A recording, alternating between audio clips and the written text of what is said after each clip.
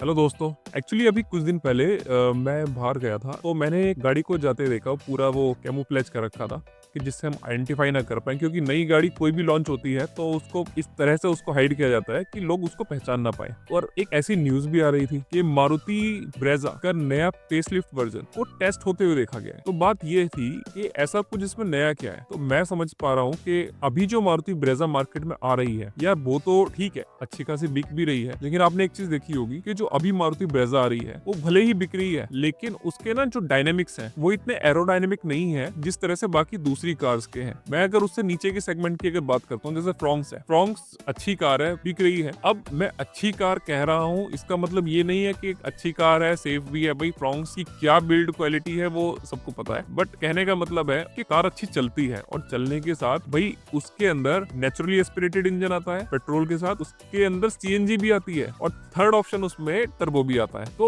1.2 litre का जो उसका नेचुरली एस्पिरेटेड इंजन है वो ठीक है, डिसेंट परफॉर्म करता है और आपको माइलेज भी देता है। लेकिन और अगर मैं बात करता हूँ सीएनजी की, या सीएनजी तो माइलेज देता ही है, और खासकर मारुति की कार में तो मतलब 22 का, 25 का, 26 का आराम से माइलेज आपको मिल जाता है। और ये पर केजी की बात कर रहा हूँ ऑफ सीएनजी। अब थर्ड जो चीज है उसका टर्बो इंजन, अगर आप देखेंगे वो 1 लीटर का टर्बो इंजन है जो आपको टॉर्क देता है 147 न्यूटन मीटर का, करीब 2500 से 4000 आरपीएम पर। बस यहाँ पर ही उस कार में मैं कहता हूँ एक बिग डिफरेंस क्रिएट किया हुआ है। और टर्बो इंजन यही काम करते हैं, जो आपको मैक्सिमम टॉर्क कार के हाईएस्ट आरपीएम पे मिलता है वो आपको मिड रेंज में दे देते हैं। तो जो कार एंथुजियास्ट होते हैं ना, कार जिनको चलाने में मजा आता है, तो वो लोग तो भाई साहब टर्बो इंजन के लिए हमेशा तैयार रहते हैं। लेकिन इन इंजन के साथ ये कोई प्रॉब्लम है, जब इन इंजन को आप लो स्पीड में चलाओगे या हैवी ट्रैफिक्स में चलाओगे, इनकी माइलेज बहुत जल्दी ड्रॉप हो जाती है। और अगर हाईवे पे आप इनको डिसेंट तरीके से चलाओगे, नेचुरली एस्पिरेटेड इंजन से बहुत अच्छी माइलेज भी देते हैं। तो अगर मैं ऑन एन एवरेज बात करूं, जिसकी ड्राइविंग सिटी में ज्यादा है और हाईवे पे कम है, तो आपको ओवरऑल जो माइलेज मिलेगा नेचुरली एस्पिरेटेड इंजन में ज्यादा मिलेगा एज कम्पेयर टू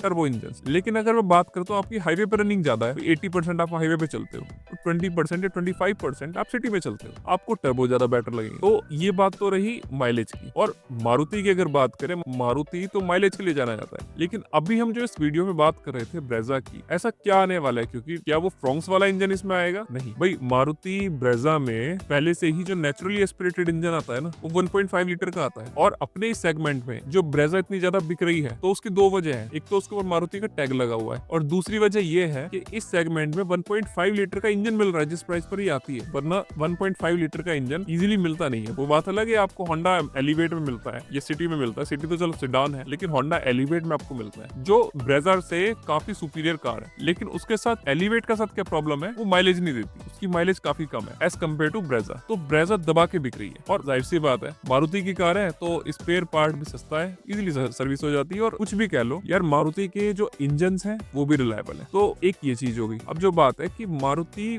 ब्रेजा की बात क्यों हो रही है, क्योंकि मारुति ब्रेजा में जो दो इंजन ऑप्शन आ रहा है उसके साथ एक टर्बो इंजन भी आ रहा है। और वो टर्बो इंजन होगा या तो 1.2 लीटर का टर्बो इंजन, या फिर 1.5 से 1.2 के बीच कुछ ना कुछ इस तरह का ये इसके स्पेसिफिकेशन रखेंगे कि आपको पावर भी मिले और साथ में आपको माइलेज भी मिले। तो ये चीज अभी क्लियर नहीं है कि 1.5 लीटर के आसपास का या 1.4 लीटर के आसपास का टर्बो इंजन देंगे, या फिर ये 1.2 लीटर का टर्बो इंजन देंगे। लेकिन 1 लीटर का टर्बो इंजन यहाँ पे देना, मैं समझता हूँ कि ब्रेजा के हिसाब से थोड़ा सा हल्का रह जाएगा, क्योंकि जो इंजन आपको फ्रोंक्स में मिल रहा है, और मान के चलिए अगर इन्होंने फ्रोंक्स वाला इंजन यहाँ पे दे दिया, तो जो माइलेज आपको मिलती है फ्रोंक्स में, तो उससे तो माइलेज कम हो जानी है, क्योंकि ये कार ब्रेजा फ्रोंक्स से थोड़ी सी हैवी है। अब दूसरी बात आती है, किन लोगों को मारुति ब्रेजा लेनी चाहिए? तो इसका तो सीधा सा एक क्लियर सी चीज है, जिन लोगों को बहुत बेहतरीन वाली परफॉर्मेंस नहीं चाहिए कार से, जिन लोगों को highest level of build quality या सेफ्टी रेटिंग्स नहीं चाहिए, और जो लोग ये चाहते हैं एक बार कार ले लो और कार लेके चलाते रहो, कोई दिक्कत नहीं है, कोई ब्रेकडाउन नहीं आना चाहिए। तो रिलायबिलिटी की बात करूं, रिलायबल होती है कार, बट सेफ्टी से रिलेटेड थोड़ा सा कंसर्न है। और मैं बात करता हूं अगर फ्रोंक्स और ब्रेजा की, Brezza is much superior in terms of safety as compare to Fronx. अगर सेफ्टी के नाम पे अगर आपको कार लेनी है ना, और वो भी मारुति मारुति की ही लेनी है तो मैं तो सबसे नंबर 1 पे रखता हूँ विक्टोरिस को। ठीक है, तो विक्टोरिस की हम बात नहीं हो रही, तो विक्टोरिस के बाद अगर कोई कार आती है वो आती है ब्रेजा। तो मेरे ख्याल से ब्रेजा, और उसके बाद अगर कोई आपको कार दिखती है तो डिजायर भी है, लेकिन डिजायर एक अलग सेगमेंट की कार होती है तो उसकी हम बात नहीं करेंगे। तो ये बात तो थी ब्रेजा से रिलेटेड। लेकिन अब बात आती है कि यार कब आएगी। देखो टू बी ऑनेस्ट अभी तक कुछ नहीं पता है कि कार कब तक आएगी। आने को ये दिवाली पे आ जाए, आने को ये 3 महीने बाद ये लॉन्च कर दे या 4 महीने बाद लॉन्च कर दे, तो कुछ भी हो सकता है, तो कभी भी लॉन्च हो सकती है। लेकिन इसके लिए क्या वेट करना चाहिए भाई? अगर आपके पास आज की जरूरत है भाई, आपको आज कार चाहिए या 2 महीने के अंदर कार चाहिए, 2 महीने के अंदर आपको कार चाहिए ना, तो 2 महीने के अंदर आप फिर कार ले लो। आप इसके चक्कर में बैठो मत। और वैसे भी अभी फरवरी चल रहा है, तो जो अच्छे ऑफर्स आते हैं वो दिसंबर में आते हैं, ईयर एंड वाले, तो वो तो निकल चुका।